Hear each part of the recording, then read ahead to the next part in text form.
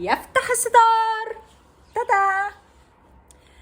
تكملة للفيديو اللي قبل ده على طول، اللي هو كان بعنوان ازاي تسيب بصمة مختلفة عمل تأثير قوي في حياة الآخرين كديزاينر. في لقاء لبروسلي عبقري كان بيتكلم هو ازاي بيقدر يعمل مزيج ما بين الكنترول والسيلف ديسيبلين، ان هو بيعرف يكون منضبط وعارف كل حركة هو بيعملها. هو بيلعب كونغ فو وكان سريع جدا وكان قوي جدا ومشهور بال 3 انش بانش، اللي هو شخص كان واقف كده وهو من على البعد ده بالظبط تقريبا بيضربه ضربة الراجل ده بيطير مش عارفة بتاع 10 12 متر.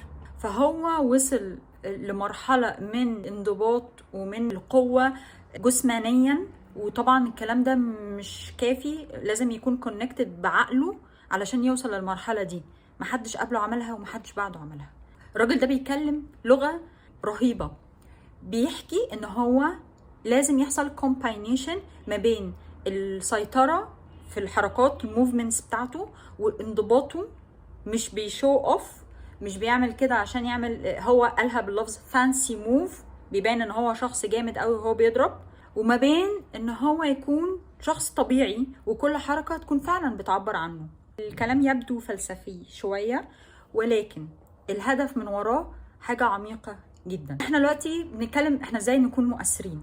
ان انا اكون شخص مؤثر محتاجة اكون جوايا التو اكستريمز، اكون منتهى السيطرة والانضباط والقوة، وفي منطقة تانية أكون منتهى التلقائية والإلهام والبساطة والانسرتينتي، أكون شخص مش محدد.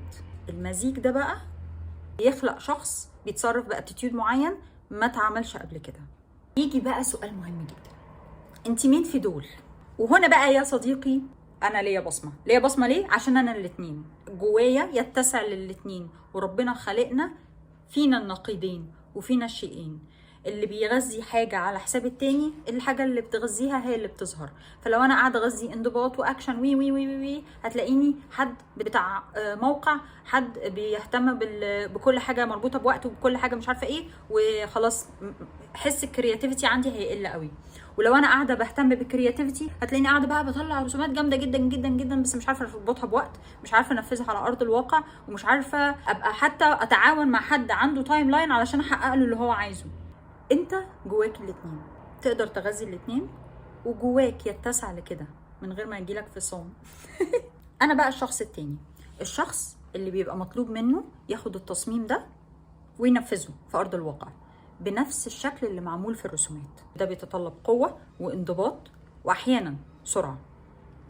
الخلاصة يا صديقي، انت لو غذيت نفسك على حاجة كف على حساب التانية، هي دي اللي هتظهر في سلوكك وتبان قصاد الناس. ولو انت غذيت الكفتين مع بعض هيحصل كده ايه، كومباينيشن بين شخص كرياتيف قوي وبين الشخص اللي بيهتم ان الحاجة دي تتنفذ.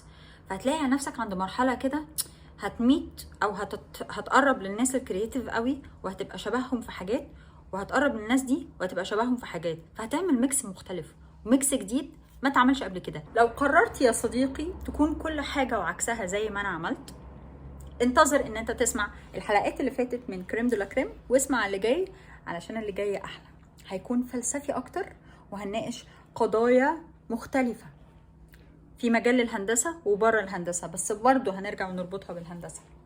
انتظرونا.